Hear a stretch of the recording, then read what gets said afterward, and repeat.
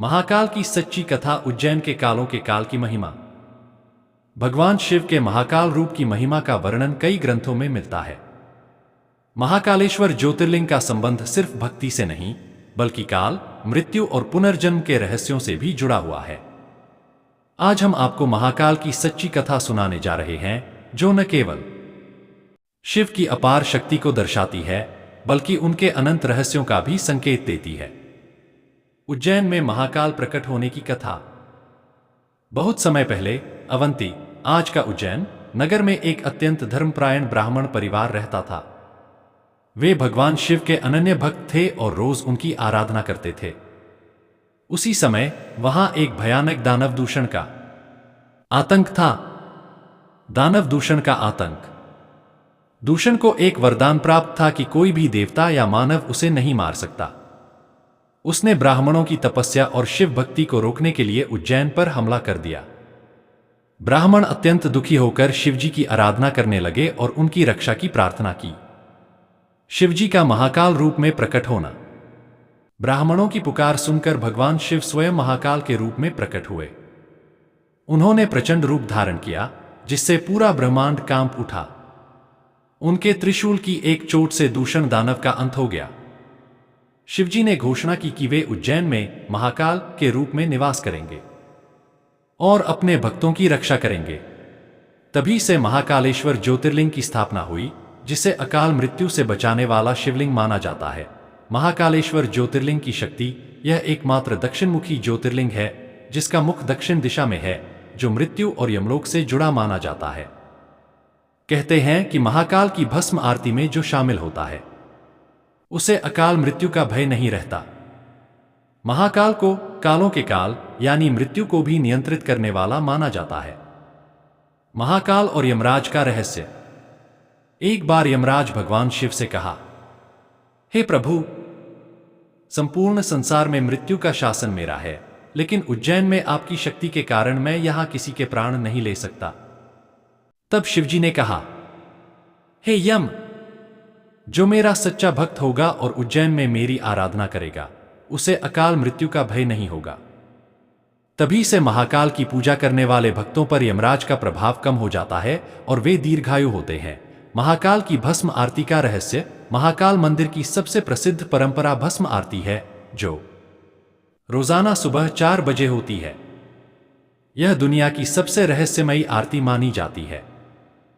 प्राचीन काल में यह आरती श्मशान की चिता की भस्म से की जाती थी, लेकिन अब इसे गोबर के कंडे की भस्म से किया जाता है।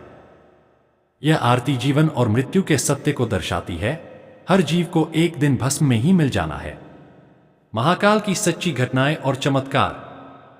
कहते हैं कि जो व्यक्ति सच्चे मन से महाकाल के दर्शन करता है, उसकी सारी मनोकामनाएं पूर्ण होती हैं। कई भक्तों ने अनुभव किया है कि महाकालेश्वर मंदिर में दर्शन करने के बाद उनकी बड़ी समस्याएं हल हो गई। कई साधु संतों का मानना है कि महाकाल मंदिर के आसपास अदृश्य शक्तियां हैं, जो भक्तों की रक्षा करती हैं। महाकाल की कथा हमें यह सिखाती है कि भगवान शिव केवल दयालु और भोले ही नहीं, बल्कि काल और मृत्यु के भी स्वामी हैं। जो सच्चे मन से उनकी भक्ति करता है, उसे मृत्यु का भय नहीं रहता और उसका जीवन मंगलमय हो जाता है। स्वयंभू ज्योतिर्लिंग। महाकालेश्वर मंदिर का शिवलिंग स्वयंभू, स्वतः प्रकट माना जाता है, यानी यह किसी ने स्थापित नहीं किया, बल्कि यह स्वयं धरती से प्रकट हुआ है।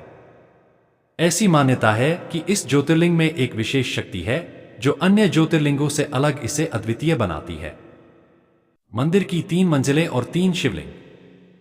मंदिर में 3 मंजिलें हैं और हर मंजिल पर अलग अलग रूप में शिव विराजमान है। पहली मंजिल महाकालेश्वर ज्योतिर्लिंग, दूसरी मंजिल ओंकारेश्वर शिवलिंग, तीसरी मंजिल नागचंद्रेश्वर शिवलिंग, जो साल में सिर्फ एक बार नागपंचमी के दिन ही भक्तों के लिए खुलता है।